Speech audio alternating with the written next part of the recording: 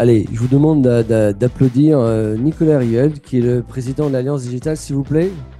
Franchement, c'est vraiment, franchement, c'est un grand honneur de recevoir Nicolas. Un, parce que ça fait plusieurs fois que je lui demande de venir, et à chaque fois, tu as toujours un truc à la dernière minute, mais c'est pas ta faute, c'est normal, c'est très occupé.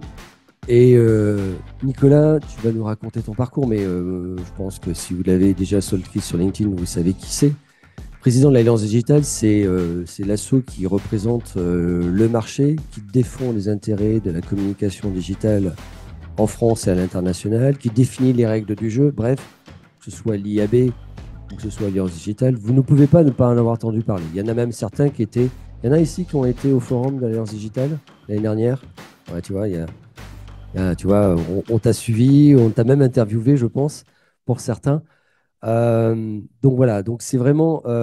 J'ai demandé à, à Nicolas de venir, un, pour vous réexpliquer et raconter un petit peu ce que tu as fait.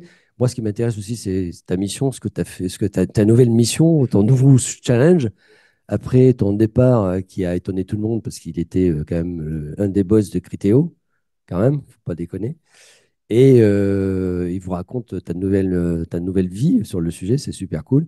Et puis aussi, ce qui se passe un petit peu sur le marché, t'arrêtes pas, tu rencontres plein de sommités, plein de gens importants du marché, des institutions, l'ARCOM en passant par la CNIL et compagnie, sur les enjeux du digital, parce que ici, tu as des cinquièmes années, c'est leur avant-dernière semaine de cours, ils sont tous en alternance, donc ils sont sur le marché, et s'il y a bien un truc qu'ils doivent savoir ou qu'ils doivent rester informés, c'est la culture digitale que vous devez continuellement avoir sur le sujet. Même certains, tu as peut-être certains nouveaux adhérents pour l'Alliance incessamment sous peu, pour certains, parce que ça peut être pas mal.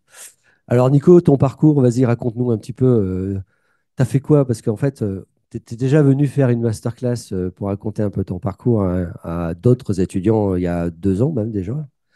C'était en distanciel, donc on était dans une autre époque, mais tu as eu plein de fonctions différentes. Tu as commencé dans le mobile, je crois, il me semble. Ouais, bonjour à tous, je suis ravi d'être là. Merci de m'accueillir.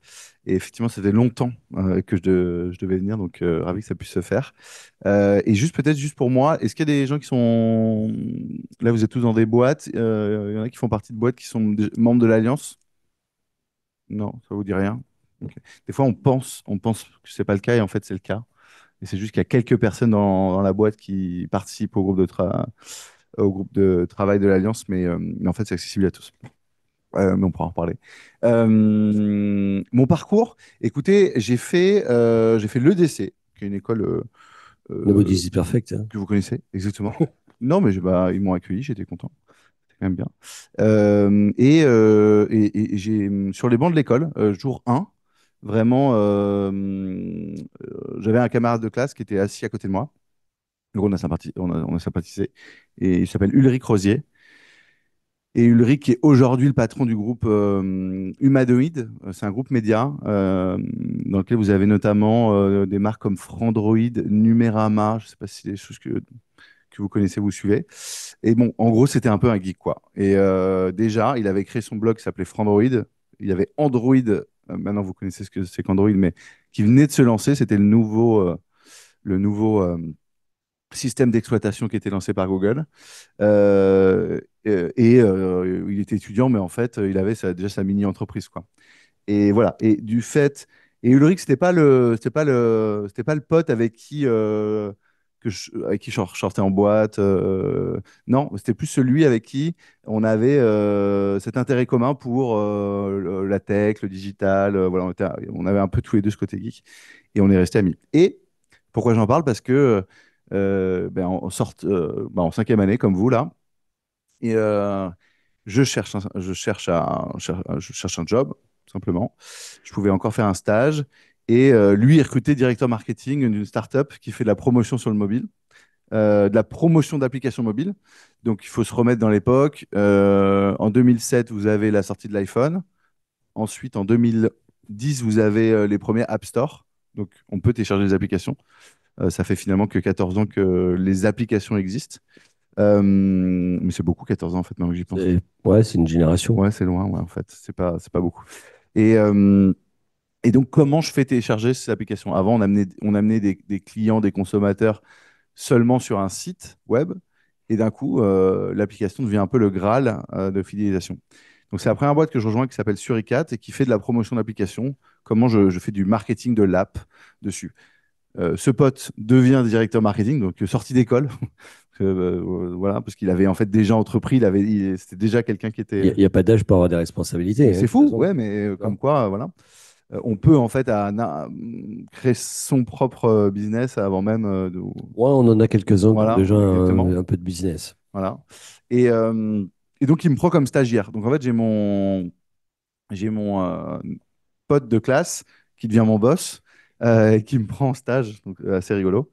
Donc, c'est comme ça que ça s'est fait, finalement. Donc, networking de l'école, quelque part, et puis intérêt commun, quoi. Et bon, lui, il se trouve que 6 mois plus tard, il se barre, il crée sa boîte. Enfin, il crée. Il va se dédier totalement à la création de sa boîte. Il a bien fait.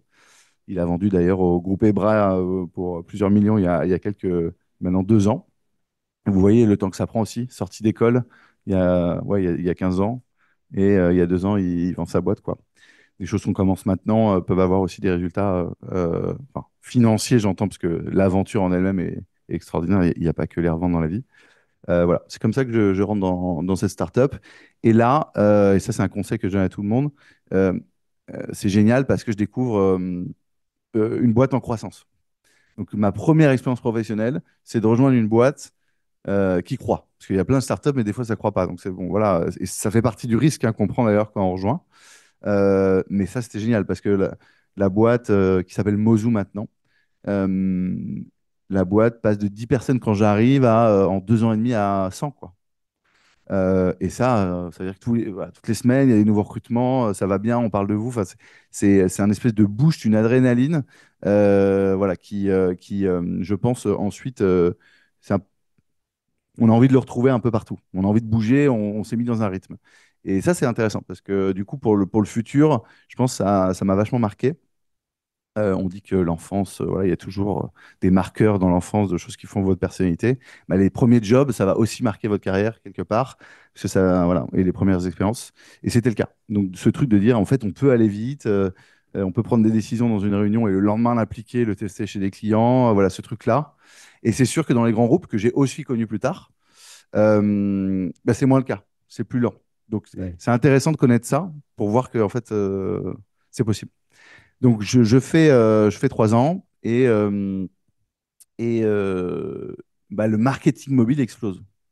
Forcément, le monde des apps, en fait, les usages se déversent totalement sur le mobile, le trafic Internet qui va avec, etc. Donc, ça, c'est la part de chance dans la vie, hein. Vous voyez, mon camarade, mon pote assis à côté de moi dans une amphi avec qui on a un intérêt commun qui fait que j'en... Et en fait, sur un marché qui explose, quoi. Donc, il y a cette part-là. Euh, et du coup, eh bien, les agences, les marques, les annonceurs bah, ont besoin d'expertise sur ces sujets. Donc, je suis démarché sur LinkedIn Voilà. par quelqu'un que je ne connaissais pas euh, et qui me dit je vais rentrer chez Dentsu Aegis Network, donc un groupe de communication, et on monte une cellule mobile, on cherche un expert mobile. Voilà. C'est comme ça que c'est fait. Elle s'appelle Amélie Michelon, elle travaille chez Google maintenant. Des fois, je revois son LinkedIn il y a quelques temps, comme ça, c'est sympa parce qu'il y a des marqueurs de Bah moments oui. de carrière importants. Et, euh, et voilà, donc j'étais parti à Londres à l'époque avec ma précédente boîte. Donc je reviens parce que c'était une opportunité extraordinaire. Et je deviens expert mobile du groupe Dentsu Aegis Network à un moment où ça explose. Voilà. Donc ça, c'est les métiers d'agence que j'ai adoré personnellement parce que on est côté demande. Donc on dépense l'argent des autres. Et en fait, du coup, on est très sollicité. Donc il y a des gens que ça peut complètement dérouter. On se dit, oh là là, en fait, ou ils perdent la tête parce qu'ils ont l'impression que eux sont des gens extraordinaires et que tout le monde les aime parce qu'ils sont les meilleurs, parce qu'ils sont sollicités. Mais non, c'est juste que, en fait, vous avez l'accès au portefeuille et donc c'est pour ça. Ça, il faut vite le comprendre. Ou bah, dans la relation commerciale de gens en permanence qui veulent que vous vendre des trucs, on peut être aussi déboussolé. Moi, j'ai adoré parce que j'ai pu rencontrer énormément de monde. C'était mon métier de voir toutes les boîtes du secteur, tout, etc. Et de m'y intéresser, de comprendre ce qu'ils font. Et ça, cette période aussi, c'était un gros marqueur parce que, et ça, si vous avez des opportunités comme ça, voir beaucoup de gens qui font des choses, s'intéresser, comprendre. Enfin, c'est une chance exceptionnelle, quoi. En gros, pour vous dire, je sais pas, bon, je devais, ouais, j'avais au moins 2 rendez-vous par jour, je pense, de boîte extérieure, quoi. Ouais. Alors moi, j'avais une question justement en développement de ton parcours.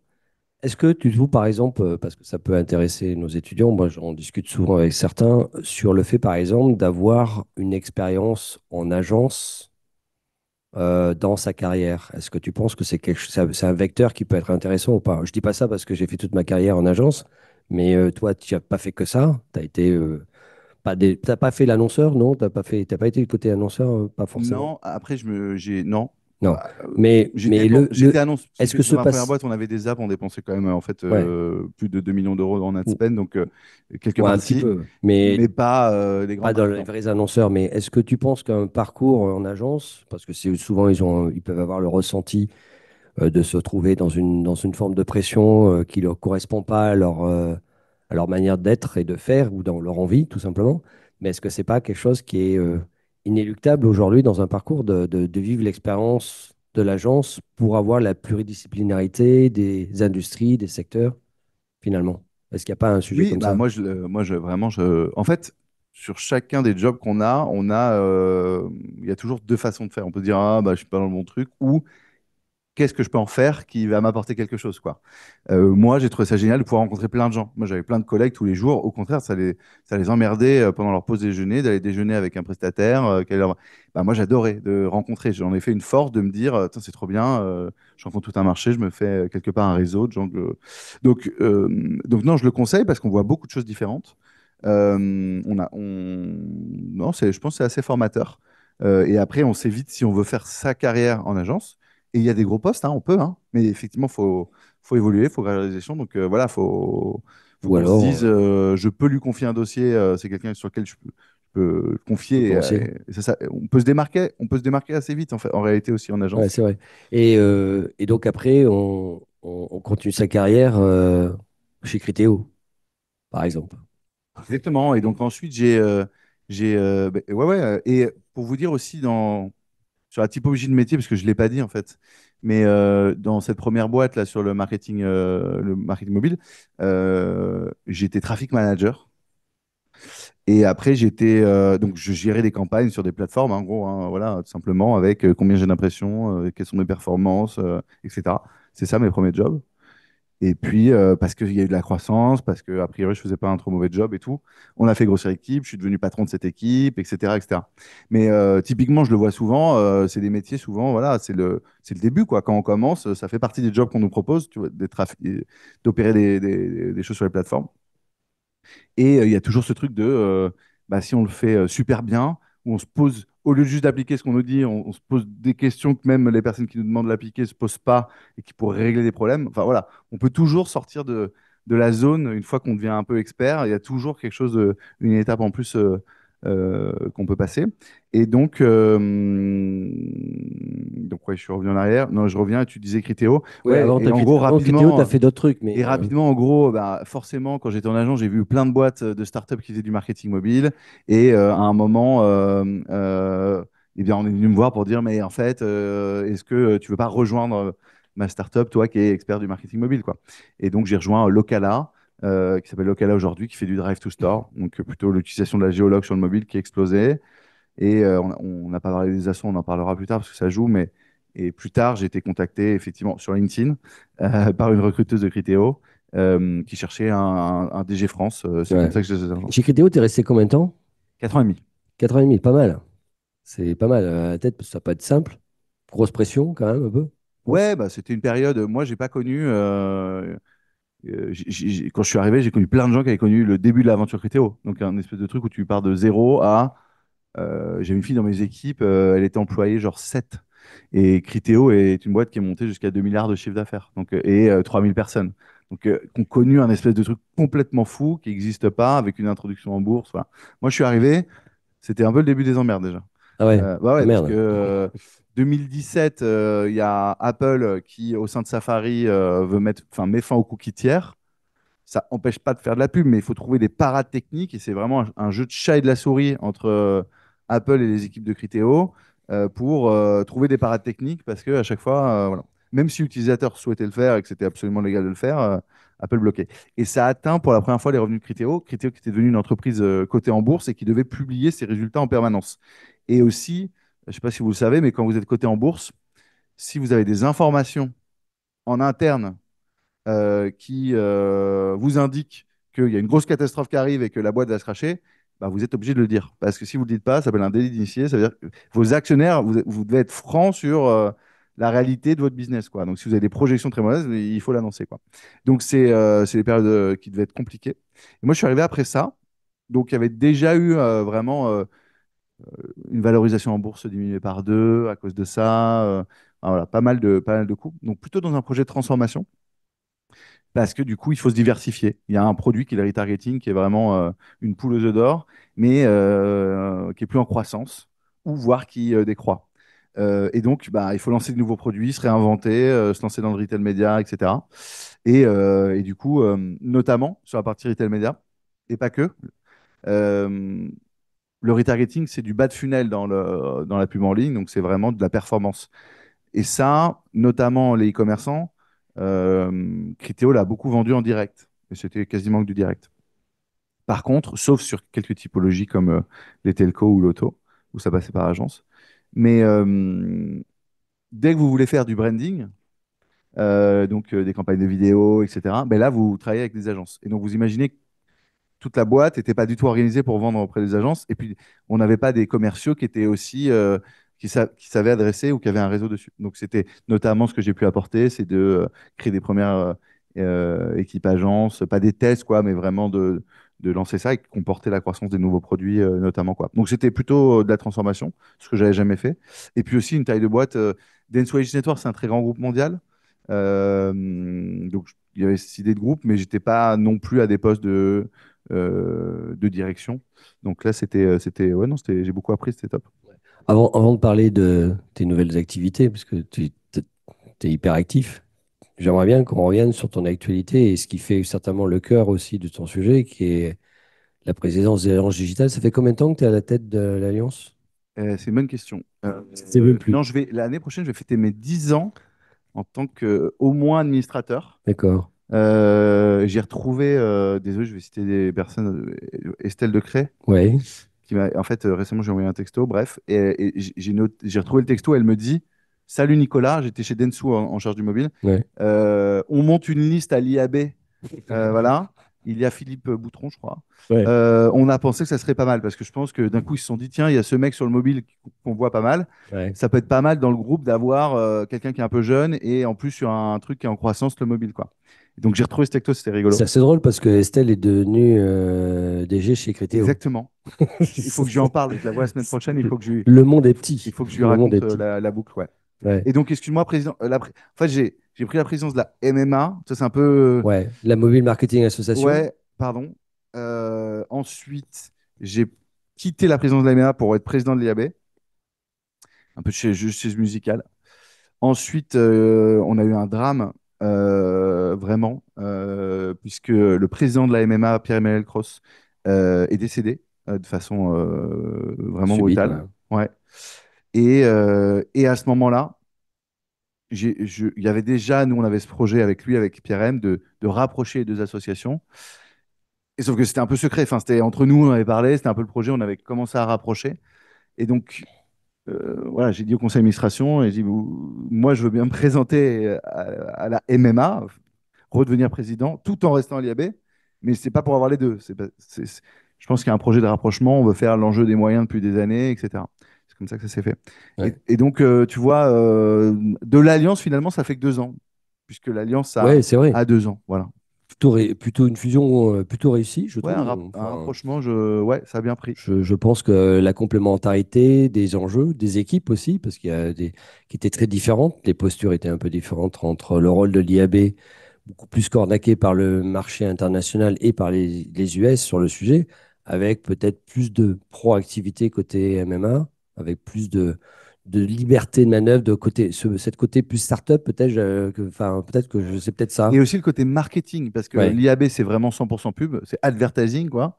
Et la Mobile Marketing Association, il y avait aussi des agences de développement d'app, tu vois.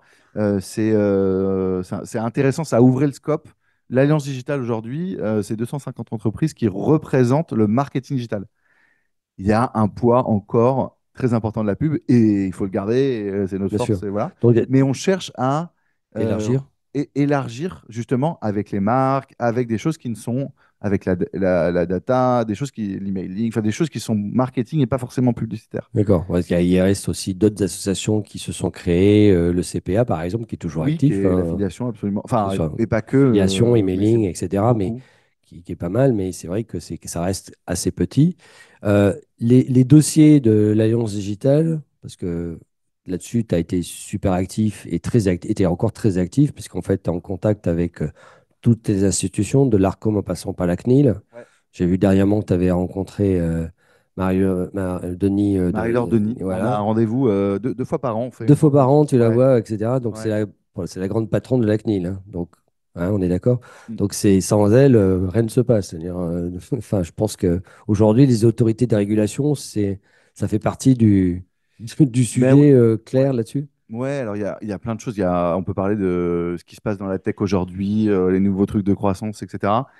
Ce qui a occupé l'Alliance ces dernières années, c'est quand même aussi beaucoup, et c'est pour ça qu'il fallait se réunir pour avoir plus de moyens, beaucoup de sujets réglementaires et techniques. Donc effectivement, je vous les passe, mais les ad bloqueurs, donc il y a quelques années, c'était un gros sujet. Il y avait Ouais, l'arrivée des ad bloqueurs.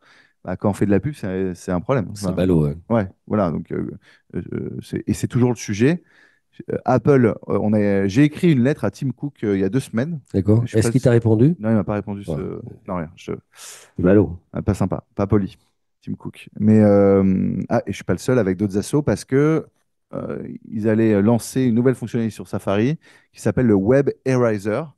Donc en fait, juste la possibilité de mettre un ad blocker dans Safari et de dire voilà, je visite l'équipe ou le monde. Bah, en fait, ce bloc la pub, il m'emmerde quand même pas mal, je l'enlève. Et je le vois plus jamais. Ce qui est un énorme problème pour l'entreprise, évidemment, parce que c'est comme ça qu'ils monétisent Bien sûr. son contenu. Et évidemment, Apple, qui est une grosse régie hein, publicitaire, notamment dans son App Store, vous avez peut-être déjà vu, pour ceux qui ont des iPhones, il y a de la pub dans l'App Store. Il y a des annonces. Ça fait plusieurs milliards de chiffres d'affaires, hein. C'est bien plus gros que Criteo, rien que là-dessus. Évidemment, ce Web Eraser ne permet pas d'enlever les publicités Apple au sein de son propre écosystème, quoi. Ah bah oui. Donc, tu vois, sujet adblocker, c'était un sujet d'il y a 15 ans. Bah, en fait, ça revient. Il y a ces sujets. Et puis, il y a eu les sujets RGPD, les fenêtres de cookies. Ouais, il y en a qui ont eu des cours cette semaine là-dessus. Voilà, Ils s'en donc souviennent très très bien. ça fait partie des sujets qu'on suit. C'est pour ça que typiquement, voilà, les rencontres avec la CNIL, c'est l'interprétation du RGPD. Il y a des sujets très complexes, mais qui peuvent avoir des impacts très forts sur les sociétés du secteur. Et donc, bah, c'est ce qu'on suit. Voilà. Il nous arrivait de faire des recours contre la CNIL devant le Conseil d'État, en fait, on peut faire appel un peu d'une décision ou d'un règlement de la CNIL, quoi. Euh, et c'est ça s'appelle le Conseil d'État. Et notamment, la CNIL avait interdit les paywalls. Donc, la CNIL avait mis une directive et avait dit notre interprétation du RGPD, c'est que les paywalls sont interdits. Est-ce que vous voyez ce que c'est les paywalls? Paywall, Ouais. ça parle à quelqu'un? En gros, le paywall, c'est j'arrive sur un article et on me dit est-ce que tu veux consulter l'article gratuitement? Et donc là, tu as de la publicité personnalisée et donc tu acceptes les cookies. Ou tu ne souhaites pas et dans ce cas-là, bah, tu le payes 50 centimes ou tu t'abonnes. Voilà. Euh, qui, avec l'émergence du fait on dise non aux cookies très facilement, posait un vrai problème de monétisation pour les éditeurs. Et donc ça, la CNIL considérait que c'était une sorte de chantage un peu pour l'utilisateur, quoi. Sauf qu'en fait, c'est le business model. On peut pas rentrer, on peut pas consommer un service gratuitement. Il faut bien qu'il y ait un moyen. Donc, si on peut pas le faire avec la publicité, eh ben, faut bien qu'on propose l'autre. Voilà. Et ben, typiquement là-dessus, d'avoir fait une action devant le Conseil d'État a permis de. Le Conseil d'État a dit que la CNIL n'avait pas le droit d'interdire les cookie walls. Bref, donc c'est pour ça que vous retrouvez ça sur des sites également, comme, je sais pas, Non, c'est Marmiton, bien, Halluciné. ouais, heureusement qu'il y a un petit peu, parce que moi j'avais trouvé au dernier forum, quand tu avais réussi à faire unir sur la même table ronde les quatre régulateurs du marché français, l'ARCOM, l'ARCEP, la CNIL et le dernier, je m'en souviens plus. C'était c'était quand même bon. T'aurais été la concurrence. L'autorité de la concurrence, merci. Il est clair que c'est là, c'est des interlocuteurs qui sont réguliers aujourd'hui de l'Alliance digitale, hein. Ouais, ouais, absolument. Et comment on l'a fait? Bah, c'est vraiment une logique de moyens, hein. C'est vraiment une chose, ça se gère à long terme. C'est-à-dire, première chose qu'on a fait, on a augmenté les cotisations de l'Alliance, on a fait le rapprochement, on a eu plus de moyens, on a pu embaucher un directeur des affaires publiques qui s'appelle Pierre Deboise et qui est extraordinaire. Et K ben, est arrivé, c'est un professionnel du sujet. Et donc, il a créé ces relations constantes avec les députés, les ministres, voilà, toutes ces instances, et qui créent les relations. Donc, quand on me voit en photo ou on fait, en fait, lors du forum, on les invite. Derrière, c'est pas moi, même si, oui, j'ai peut-être envoyé Ouais, l'email, ouais, bien sûr. mais ce que je veux dire, c'est que euh, c'est un travail d'arriver à ça, d'année en année, de créer la relation de. Voilà. Mais c'est là où on voit que l'Alliance, par rapport à celle que moi j'ai pu connaître à l'époque de l'IAB, la dimension de la professionnalisation et du côté statutaire, c'est-à-dire que c'est devenu la référence. D'accord? Enfin, je pense que c'est la référence Euh, aujourd'hui. Il n'y a pas de. J'espère. Bah, Bah, si, si. non, mais le but, c'est ça, c'est d'avoir des moyens pour que ce soit le. Voilà, qu'on se dise qu'il n'y ait pas de sujet, que ce soit. Et sur les autres sujets, alors il y a le sujet de la régulation, etc. Il y a d'autres sujets qui sont aujourd'hui dans le pipe de l'IAB, ouais, de l'Alliance digitale. Il y en a beaucoup. Déjà, il y a plein de choses plus positives, parce que bon, la régulation, en vrai, c'est un peu. Si on pouvait s'en passer, sincèrement, voilà, ces entreprises qui veulent faire du business, communiquer, voilà. Il y a plein de sujets d'innovation. Il se passe beaucoup de choses aujourd'hui. Le retail média, par exemple, c'est vraiment une nouveauté. C'est vraiment donc les retailers qui deviennent médias. Ils font de la pub sur leur site et il y a une explosion là-dessus, notamment. Pourquoi? Parce que Amazon a mis la barre hyper haute. Amazon est devenu le troisième acteur de la publicité mondiale. C'est juste derrière Google et Facebook. Parce qu'en fait, si vous voulez vendre quelque chose sur Amazon, vous êtes obligé d'acheter de la pub, quoi. Faites le test, allez sur Amazon, tapez vélo ou chocolat, et en fait, vous verrez que 60% de ce qu'il y a sur le site, c'est sponsorisé. C'est-à-dire que le modèle, c'est si j'ai un produit, j'ai très peu de chances qu'il remonte organiquement. En fait, ça c'est vieux comme le monde, ça s'appelle le trade marketing. C'est-à-dire qu'aujourd'hui, dans la relation entre Procter Gamble et Carrefour, au moment où ils font leurs négociations prix dans des box, ils parlent aussi de est-ce que je vais être mis en avant sur un catalogue, est-ce que je vais avoir une tête de gondole dans le magasin, etc. Même, j'en sais rien. Vous savez très bien que si C'est le un produit est sacré. devant vos yeux ou s'il est caché en bas, ce ne sera pas le même type de vente. C'est la même chose. Et ça, Amazon l'a rendu, il l'a mis aux enchères en fait. Elle a dit en fait, oh, je le négocie pas.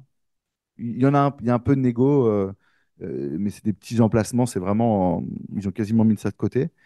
Et en fait, c'est battez-vous. Voilà, moi j'ai un site, vous voulez être vendu, battez-vous. Et évidemment, si c'est des produits nuls, que les gens n'achètent pas, l'algo les redescend, hein. Évidemment, le truc est intelligent. Donc ils ont mis la barre super haute parce que justement, Amazon n'est pas rentable sans la pub. Et je ne parle pas des activités cloud d'AWS, mais l'activité retail d'Amazon sans la pub n'est pas rentable, tout simplement. C'est ça qui crée toute la marge d'Amazon. Parce que quand vous vendez dans le retail, les marges, ça peut être 2%. Voilà. Il y a certaines, oui, quand vous êtes dans le luxe, vous montez à 30, etc. Mais voilà, c'est des business de centimiers, on dit. La pub, d'un coup sur leur site, ils mettent une pub, c'est 100% de marge. Ouais, ils dépensent quasiment rien lié à ça. Donc pour eux, c'est vraiment un nouvel Eldorado. Donc il se passe beaucoup de choses, ça c'est un. Donc pour l'Alliance, ce que ça veut dire, c'est eh ben, créer des standards. C'est-à-dire qu'il y a plein de nouveaux acteurs qui ont besoin de se dire comment je mesure mon retour sur ad spend, euh, puisque Amazon Le affiche sa fameux ROAS. définition. Ouais, exactement.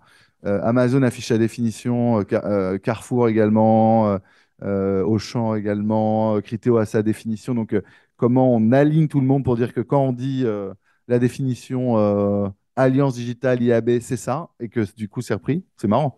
Il y a une nouveauté, on crée des standards autour de ça. Donc c'est tout ça.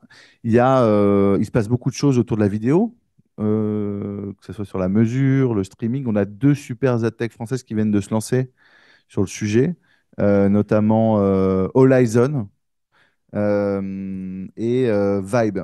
Donc, deux boîtes d'entrepreneurs français qui ont déjà revendu, Arthur Kérou et Jules Mainviel. J'en parle parce que c'est typiquement moi qui ai rejoint. Bah, Jules Mainviel, c'était la première boîte que j'avais rejoint. Voilà. Il a vendu sa boîte, etc. Il l'a vendu récemment et il se lance dans une nouvelle aventure. Arthur Kérou, c'est un autre entrepreneur français qui a déjà fait trois boîtes. Il a vendu Kementix récemment à SeedTag, voilà. Et là, il recrée une dessus. Il vient de lever, je sais plus, 23 millions d'euros pour se lancer aux US. Donc, il y a du dynamisme. Que 23 millions, c'est pas beaucoup quand même Ouais, pour le marché américain. et en fait, ce qui est marrant, c'est qu'on voit, c'est la deuxième boîte que je vois faire ça, c'est que en fait, ils se lancent en France pour tester. Ils ont toute leur R&D en France et ils vont directement sur le marché américain, qui est un marché énorme, directement quoi. Ils cherchent pas à voir l'Europe d'abord, ils vont là-bas. Donc, quand je disais tout à l'heure, commencer sa carrière dans des trucs en croissance, là, il y a des opportunités. C'est voir ces boîtes qui se lancent, qui viennent de lever des fonds et tout. Ce truc de Ouais, croissance-là, ouais, il est c'est disponible. intéressant ce que tu dis parce qu'on a toujours eu le sentiment historiquement que la France avait toujours 2 ans de retard par rapport au marché américain. De Ah, moins en moins, en fait, sincèrement, sur le c'est marché plus vrai. tech, en fait, bon, déjà, cet argument, on l'utilise quand ça nous arrange. Oui, ça c'est sûr. Voilà. Donc, quand on a envie que les gens dépensent plus dans sa solution, on dit, mais regardez, aux États-Unis, ils dépensent beaucoup plus. Hein, tu vois, Mais tu as 300 millions de consommateurs aux États-unis. c'est ça le vrai Donc en truc. fait, tu as la En fait, scalabilité du modèle. oui, parce qu'en fait, vous ouvrez un bureau à New York, vous payez des gens très, très cher, mais vraiment. Euh, voilà, des salaires Tu es en train de dire qu'il faut que les étudiants ils aillent travailler à New York pour avoir des ou- super salaires? Oui, mais enfin, y passer, c'est bien. Non, mais c'est très cher, mais en même temps, pardon, le niveau de vie est aussi hyper élevé. C'est-à-dire que voilà, ton studio, ton appart, il coûte 2000, 4000 dollars. Enfin, c'est des trucs, c'est n'importe quoi. Donc ça va avec. Mais pourquoi je dis ça? Mais ça vaut quand même le coup. Parce qu'en fait, à New York, il y a des agences médias avec des médias buyers qui sont exactement les mêmes qu'ici, hein. Sauf qu'en fait, leur plan média au lieu de devoir dépenser 200 000 euros ou 800 000 euros sur une grosse vague de campagne, ben, ils doivent dépenser 20 millions. Donc, quand ils testent un nouvel acteur, ils donnent 200 000 euros. Vous imaginez quand vous créez votre entreprise, vous signez un bon de commande à 200 000 euros parce que ça va être diffusé sur tout le marché américain. Donc, c'est notamment pour ça que ces boîtes le font, quoi. Il y a cet effet-là. Donc, d'un coup, le rapport du commerce, de la personne qui a vendu la campagne, même si il y a une inflation sur les salaires et voilà, sont élevés, bah, c'est très rentable, quoi. Ouais. Ok, donc, Un peu donc perdu là, je sais non, plus oui, quel oui, était non, le mais fil, mais ça arrive, ne t'inquiète pas. Donc l'Alliance, plein de sujets, le retail, tu parlais effectivement de la posture d'Amazon qui devient le troisième acteur. ouais. Il n'y a pas que ça, il y a aussi l'arrivée aussi des autres Alors, acteurs comme Carrefour qui a quand même changé parce que moi, toi, pour ouais. avoir travaillé sur Leclerc pendant quelques années, le drive, etc., le zéro papier, je savais que pour Michel-Édouard Leclerc, le prospectus qui était 15 millions de prospectus par semaine, imaginez qui était un business model pour faire venir les annonceurs en trade là-dessus. Donc c'était hyper rentable. Là, quand tu lui as dit zéro papier, il fallait quand même basculer sur le digital. Donc ça aussi, je pense que ça a un peu aussi accéléré le retail aussi, un petit peu. Ouais, bien sûr. Donc, Ouais. le sujet de un peu la fin des catalogues papier, il y avait le zéro prospectus de Leclerc. Je pense que Leclerc se dit, on dépense tout ça en prospectus publicitaire. Comment je peux. Voilà. Donc, je vais en faire un enjeu un peu. Euh, comment je réduis ça? Ça, c'était il y a un certain moment. Et en fait, pas prêt, parce que les gens étaient. Il n'y avait pas encore tous les usages digitaux. Donc, oui, ça pousse l'usage, et notamment les solutions un peu drive to store. Comment je remplace? Comment j'amène des personnes en magasin sans mettre dans leur boîte aux lettres des prospectus, ça pousse ça. Il y a évidemment tous les sujets cookieless et consentless. Donc ça, c'est énormément d'acteurs. Le fait que Chrome et Google a annoncé la fin des cookies au sein de... Ça devient un peu l'Arlésienne quand même, C'est ce sujet. l'Arlésienne, je sais. Et puis, enfin, sincèrement, je pense que ce matin, il y a des activistes autrichiens qui s'appellent None of Your Business. Un mec qui s'appelle Max Schrems, qui a mon âge d'ailleurs, qui a 36 ans, et qui avait déjà fait tomber notamment l'accord de partage de données entre les États-Unis et l'Europe, donc vraiment un activiste voilà, qui est très très pointu, et qui vient déposer une plainte contre Google parce que peut-être vous l'avez vu sur Chrome, mais est-ce que ça vous parle si Chrome vous a proposé une sorte de pop-up, un peu comme une pop-up cookie, mais qui dit Turns on your ad privacy features. Donc c'est un peu bizarre la façon dont c'est présenté. C'est pas, en gros, Privacy Sandbox, qu'est-ce qui est proposé par Google pour remplacer les cookies, notamment leur fameuse API pour faire de la publicité ciblée, mais de façon plus protégée. C'est comme ça qu'ils le vendent. En fait, il y a besoin d'un consentement en Europe pour l'activer. Et donc, la façon dont ils le tournent, au mieux de dire euh, voulez-vous de la pub sans cookie avec Google, etc. Ils disent voulez-vous activer la fonctionnalité de protection des ads, enfin voilà, pour la vie privée, quoi. Et c'est ça qui a été attaqué parce qu'ils disent mais non, c'est pas une fenêtre de consentement pour les cookies. Ils trompent le monde, quoi. Ils devraient dire est-ce que vous voulez de la publicité personnalisée basée sur les données personnelles, etc. Et ils le tournent, voilà. Bon, bah, donc, encore une nouvelle. Et normalement, c'est pour le début de l'année prochaine, ils ont dit. Early 2025. Et sincèrement, je pense que ça sera encore décalé. Je Et- ne vois pas comment ça peut oui, parce que le rétroactiver. marché, il est vent debout là-dessus. D'ailleurs, enfin, ils ont commencé à tirer un peu sur certains éléments de la sandbox de Google qui n'est pas forcément en phase avec ce que d'autres acteurs veulent faire. Ouais. En fait, Google a annoncé qu'ils allaient mettre fin aux cookies tiers, donc ils sont très utilisés. C'est vraiment, voilà, c'est un standard technique quoi du marché. Et donc ils ont fait l'annonce et en même temps ils ont dit, mais on est sympa. Nous on n'est pas comme Apple qui est méchant, qui coupe tout. On va proposer une alternative qui va s'appeler Privacy Sandbox. Et donc, vous allez pouvoir, donc, vous voyez, on vous donne, on le coupe, mais on vous donne des possibilités. Continuer à faire de la publicité Oui, parce que en plus, efficace, qui monétise pour les éditeurs et qui est efficace pour les annonceurs, mais dans une façon, on va mettre plein de sécurité technique, en gros. Voilà. C'est ça qui... oui, Le problème, c'est que du coup, ils ont fait du solutionnisme, c'est-à-dire dire, on aura une solution, on va travailler dessus. Et en fait, on est plusieurs années plus tard, et en fait, quand les gens testent la solution, ça marche très mal. oui. Il y a des bugs, les performances sont mauvaises, Et puis, donc c'est un peu l'impasse. ouais, il y a d'autres sujets qui sont venus perturber quand même le moteur de recherche. C'est l'avènement d'OpenAI qui peut changer peut-être leur posture de leadership sur certains aspects, puisqu'on voit bien qu'aujourd'hui, ChatGPT, entre autres, qui est largement utilisé par les étudiants d'une manière, ou même par le marché, hein, dans l'usage, il y a pas mal de sondages là-dessus. Ouais. Ils se sont fait attaquer sur le flanc droite en même temps que sur le flanc gauche. Et Bah, ça peut-être... c'est un autre sujet pour le marché, les IA. Il y en a deux. Euh, Le premier, je parle pas, enfin là je parle des impacts un peu négatifs à chaque fois. Vous allez vous dire, mais c'est normal, avec ma casquette Alliance. Vous êtes obligé. Voilà, par ailleurs, avec ma boîte, c'est différent. Je me dis, bah, comment ça peut m'aider pour faire du business? Bah oui, Là, il faut protéger et voir s'il y a des implications pour l'écosystème. Il y en a deux.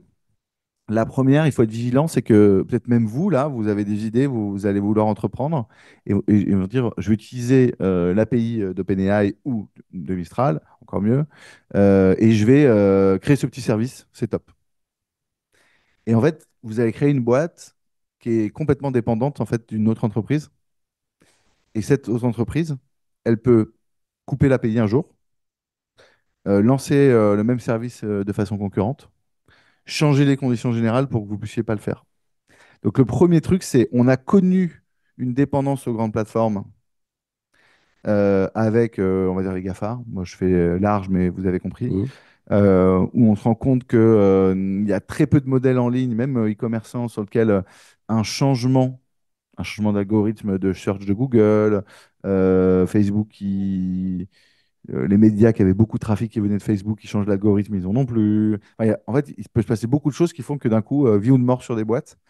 Donc, ce qu'on a appelé les gatekeepers, il y a une loi européenne qui s'appelle le DMA, le Digital Market Act, qui est fait justement pour réguler ces grands acteurs parce qu'ils sont clés dans l'économie numérique. Et ben, il y a ce premier truc, c'est on a envie de s'engouffrer et prendre toutes les opportunités. Et en même temps, il faut avoir conscience que bah, il y a un gros risque d'être dépendant. Ça, c'est le premier truc. Deuxième truc, pour les médias, c'est quand même très compliqué. Les médias créent du contenu. Il y a des journalistes qui écrivent des articles, peut-être assistés d'IA GP, aussi ouais, maintenant. Et quand je pose une question à Perplexity, je ne sais pas si vous l'utilisez, aussi. j'imagine. Bah en fait, même si déjà on met la source sur Complexity, ce qui est déjà cool, ce qui n'est pas le cas de qui est un des problèmes d'OpenAI, bah, en fait, j'ai tout le résultat. on met les sources, mais ça n'a pas déclenché de trafic sur la source. Et donc, si le business model de la personne qui a créé le contenu, au final, c'était souvent la publicité, il n'y a pas eu d'impression, il n'y a pas eu d'argent pour ça. Voilà. Donc, quel va être le business model mis en question? Est-ce que c'est à la mention? Donc, typiquement, quand vous avez Perplexity, au moins, vous avez, on nous met 10 sources. Bon, bah, au moins, s'il y a 10 sources, j'ai potentiellement 10 personnes à qui je peux envoyer l'argent. Ils sont identifiés. Est-ce que ça va être ça le... Voilà.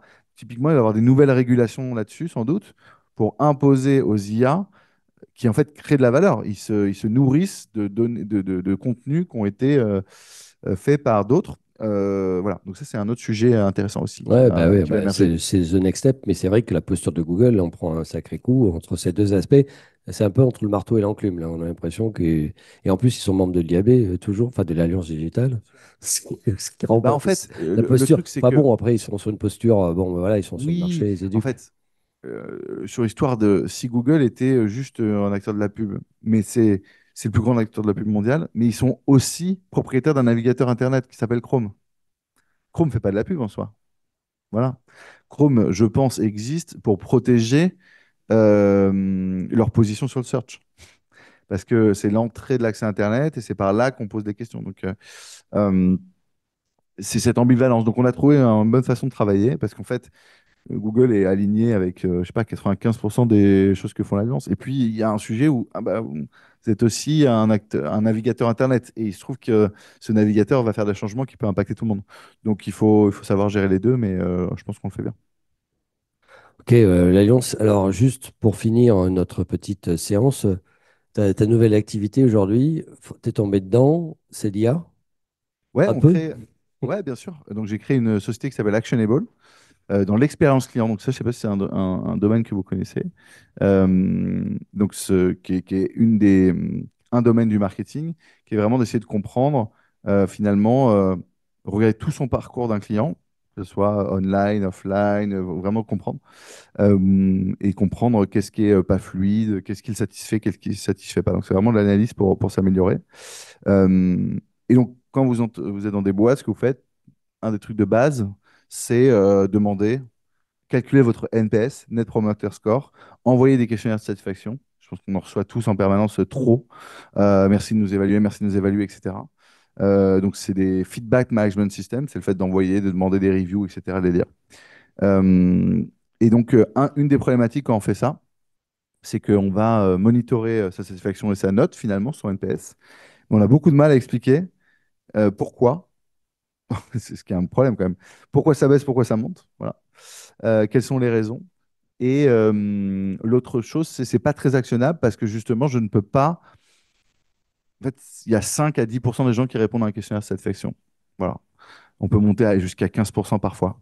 Donc, je ne peux pas agir. Oui, chez Criteo, effectivement, ou chez d'autres, quand les gens nous répondent et disent je ne suis pas satisfait, si c'est bien fait, normalement, il y a bien quelqu'un qui va le rappeler pour essayer de remonter la pente.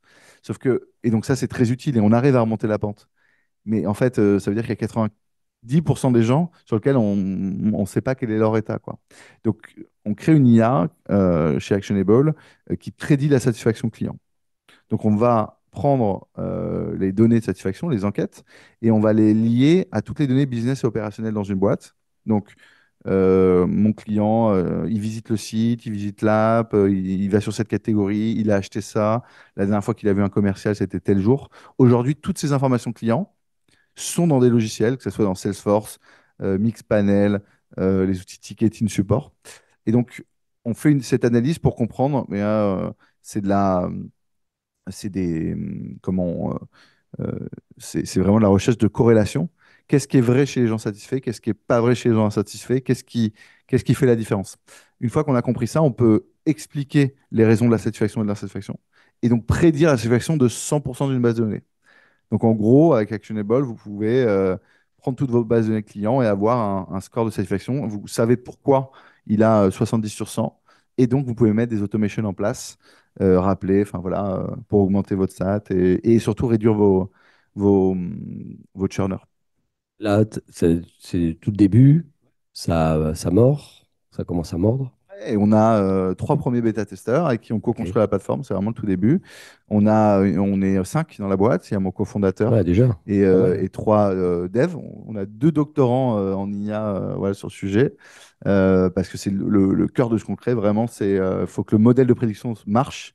Parce qu'une fois qu'il marche, bah, il y a énormément de boîtes, en fait. Si on leur Toute, dit, bah, qu'est-ce que toute la tu satisfaction client, tu veux c'est dire, qu'est-ce que tu ferais si tu savais que si je te permettais de te prédire la satisfaction de tous tes clients chaque jour? Qu'est-ce que tu mettrais en place? Et en fait, et on est presque dans Minority Report, là, d'anticiper bah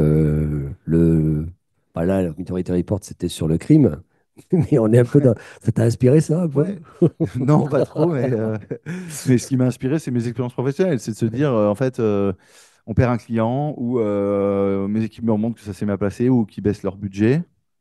Et là, on dit, bah, pourquoi? Donc là, voilà, on demande des rapports, etc. On prend les rames. Et en fait, on aurait pu le voir plus tôt parce qu'en réalité, ils ont les mêmes problématiques qu'un autre client.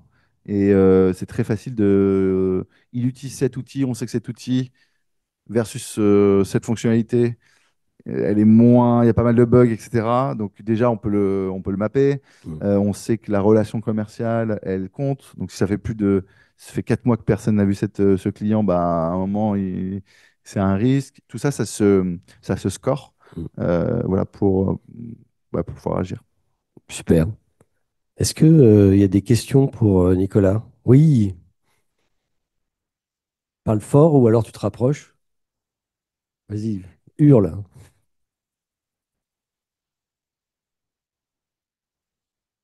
Ouais, on développe notre IA. Donc, on n'est pas, c'est pas du coup, c'est pas ChatGPT, C'était pas etc. ChatGPT, C'est c'est des IA de pas. machine learning qu'on crée, qui sont basées sur. Alors, je découvre moi l'univers parce que là, on a embauché, je dis un mathématicien qui a travaillé avec des médailles et fils et tout. Enfin, c'est des autres univers. Des inférences causales, par exemple, qui travaillent là-dessus. C'est tout. Comment vraiment je peux dire, c'est pas seulement de la corrélation. Vous avez peut-être déjà entendu corrélation-causalité. C'est-à-dire que il suffit pas de montrer que ça va dans la même direction. Il faut bien prouver que les deux choses qu'il y a une causalité entre les deux. C'est vraiment l'un qui influe l'autre. Donc en fait, c'est très complexe dessus. Donc voilà, c'est des IA de régression linéaire, des algorithmes Donc c'est un modèle de propriétaire. classification. C'est un modèle propriétaire. Exactement, voilà. Et par ailleurs, on utilisera peut-être un peu de GenAI pour l'analyse de sentiments, d'emails, ce genre de choses, parce que un des points de données peut être analyser un avis sur un store, le ton d'un email. Voilà. Ça peut. Oula, c'est en train de se tendre avec ce client. Enfin, voilà. Alors, peut-être qu'il est toujours comme ça, toujours pas sympa. Voilà, bon, ça influe pas trop. Mais bon, là, on a l'impression quand même que c'est pas top. Et donc, ça peut être un point de données. Et ça, je pense qu'on va pas. On pourrait le développer nous, mais je pense qu'on le développe. C'est trop bête de passer du temps là-dessus. Ouais, c'est un SaaS. Donc, c'est vraiment un logiciel SaaS. Concrètement, moi, j'aurais pu vous amener une démo, mais en gros, concrètement, première étape, c'est de plugger via les API les logiciels existants où sont les données clients. Donc, je sais pas, là, on travaille avec une boîte, ils ont Salesforce. Voilà. Ils ont Zendesk pour le support. Qu'est-ce qu'ils ont d'autre? Ils ont Mixpanel pour l'analytics produit. Et je sais plus, HubSpot pour du marketing automation. Voilà. Donc, on s'intègre, on récupère les données. Nous, on a ce qu'on appelle des drivers, c'est-à-dire qu'en gros, pour chaque les données Salesforce, ce qui vont nous intéresser, on va prendre tous les champs et on va les passer dans la moulinette de est-ce que tous ces gens qui ont répondu à des questionnaires, les 5-10%, on regarde leurs données et on met de côté les gens satisfaits, insatisfaits, regarder s'il y a des choses qui ressortent, quels sont les patterns hein, finalement de la satisfaction et de la satisfaction. Et donc, je donne des exemples pour être concret, mais c'est vraiment c'est l'algo qui va dire si ça influe ou pas. Mais il y a des choses de bon sens. Donc, euh, ça fait combien de temps que la personne est client? Euh, le dernier contact commercial, le dernier échange, est-ce qu'il répond au mail, la responsiveness, la segmentation client dans une boîte, c'est très important. Est-ce que c'est un petit, un gros, combien il paye, quel service il utilise chez nous, tout ça, ça va être scoré pour savoir, pour déjà donner de l'insight, hein, voilà. Les gens qui utilisent ça, cette fonctionnalité plutôt qu'une autre sont plus ou moins satisfaits. Euh, Et sur la partie Web Analytics, quand on crée une app ou un site, on crée des events, hein, ajout au panier, consultation d'une simulation, etc., etc., telle catégorie.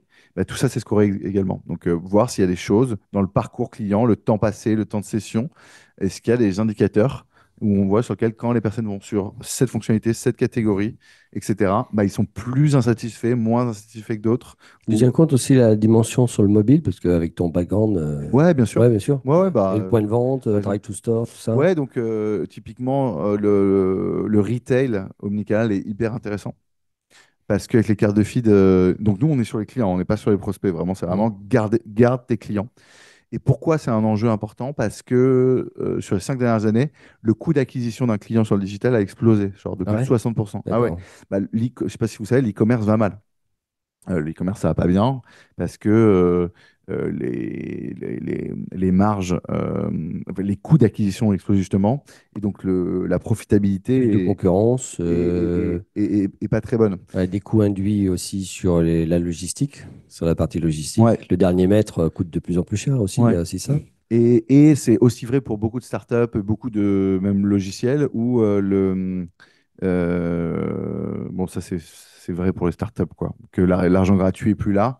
Et donc en fait, beaucoup de boîtes peuvent plus juste compenser de la perte de clients par de nouveaux, parce qu'ils ont des équipes sales qui vont en ramener beaucoup plus, quoi, et c'est rentable, et en perdre 14% ou 20% chaque année, qui ne renouvellent pas. Et donc, il y a cet enjeu de rétention. Et donc, si on veut faire de la rétention, bah, il faut comprendre les raisons du départ, comprendre les raisons de la satisfaction. Voilà.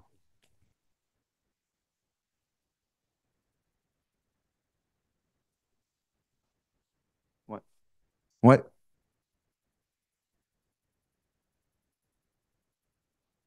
exactement. Ah, exactement. Donc, en gros, Actionable, on ne souhaite pas remplacer, on ne veut pas être un autre logiciel. En gros, il y a des équipes métiers qui vont se l'approprier parce que c'est là qu'il y aura le plus d'insight. Mais en réalité, notre force, c'est de renvoyer l'information auprès des gens. En fait, c'est de rendre actionnable. Pour rendre actionnable, une fois que je sais que ce client-là, il n'est pas content pour cette raison, qu'est-ce que j'en fais? De pouvoir le savoir, ça permet de mettre des automations en place.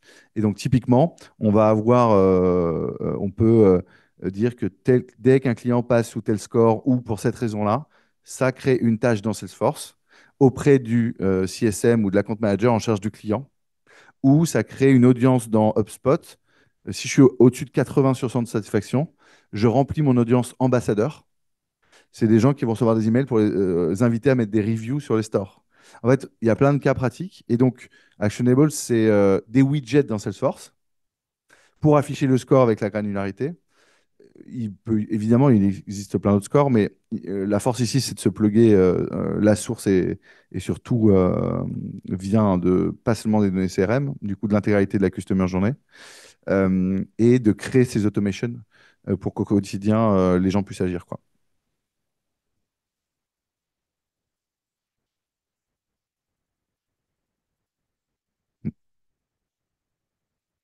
Ouais. Euh, alors, je ne suis pas sûr si c'est une question plus sur la partie données personnelles RGPD ou sur la... Ok. Alors là, c'est un safe space, donc ça fait assez plaisir parce que j'ai tout de suite euh, discuté avec des avocats spécialisés dans le domaine. Et en fait, on est sur les données clients, propriétaires du client, et on agit en tant que sous-traitant pour faire des analyses dessus. Donc, en gros, si moi je peux pas le faire, le client n'a pas le droit de le faire. Et ces données, en général, c'est lié au contrat, parce que vu que c'est le contrat que le client a passé avec cette société, c'est pour l'exécution que c'est récupéré. Et voilà, c'est l'intérêt légitime qui est utilisé parce que il est normal dans une entreprise de comprendre, faire des statistiques et des études sur ses clients. Donc ça, c'est voilà, il n'y a pas voilà, de choses spécifiques, ça fait du bien qu'il n'y ait pas de boîte de consentement, Déjà, en etc. filigrane dans le RGPD, hein, Ouais, le fait d'avoir la légitimité de travailler ces données, ouais, c'est pas exactement. interdit, hein. Ouais, non, non, donc ça Beaucoup de gens ont c'est. pris ça comme pour argent Oui, oui. comptant. Et je n'utilise pas ces données pour le revendre à quelqu'un d'autre ou pour les mixer, etc. C'est pour la boîte, donc du coup, c'est vraiment. Voilà. Et de l'autre côté, et il y avait une question derrière, j'ai pas oublié, et sur la partie brevet, on se renseigne là-dessus. On a fait quelques calls avec des spécialistes là-dessus pour voir dans quelle mesure il y a des choses qu'on peut protéger sur les IA qu'on est en train de créer, les mécanismes qu'on met en place. Voilà. Ouais.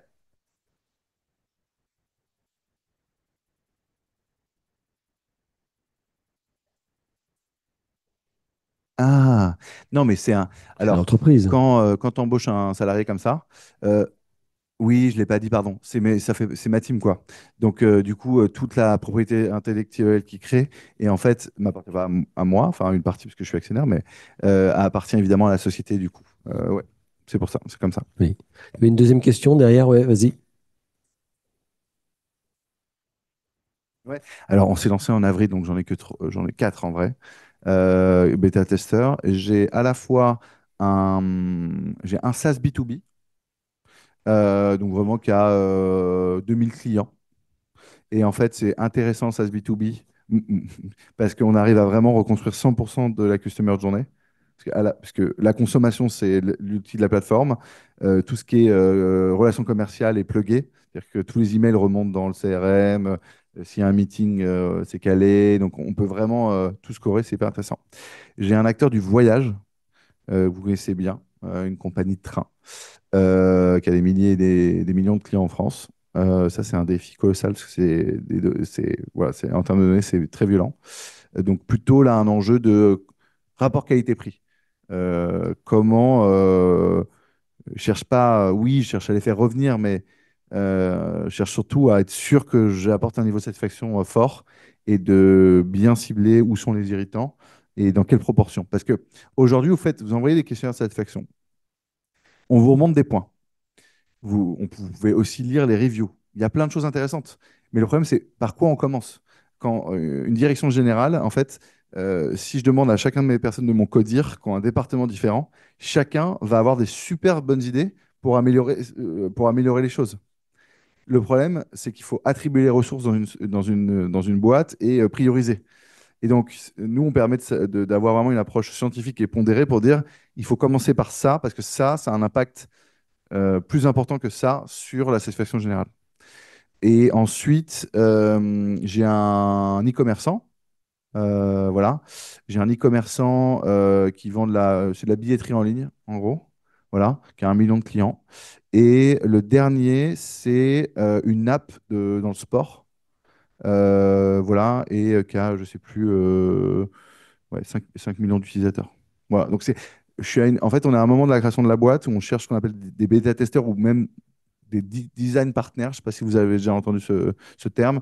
Euh, on co-construit avec eux. Donc, le deal, c'est euh, tu vas payer un prix, parce que nous, on fait pas ça gratuitement, mais hyper modeste. Vraiment, en fait, c'est presque symbolique par rapport à notre pricing final. Mais l'enjeu, c'est que moi, je vais passer beaucoup de temps sur les données, je vais t'apprendre plein de trucs, mais j'ai besoin de tes feedbacks parce que je vais faire une V1, une V2, une V3, et je vais améliorer mon produit en continu. Et j'ai pris des secteurs différents, justement parce que j'ai besoin de savoir quel secteur j'apporte le plus de valeur ou à qui je peux vendre le plus cher aussi, parce que c'est ça, et aussi j'ai besoin de connaître le cycle de vente.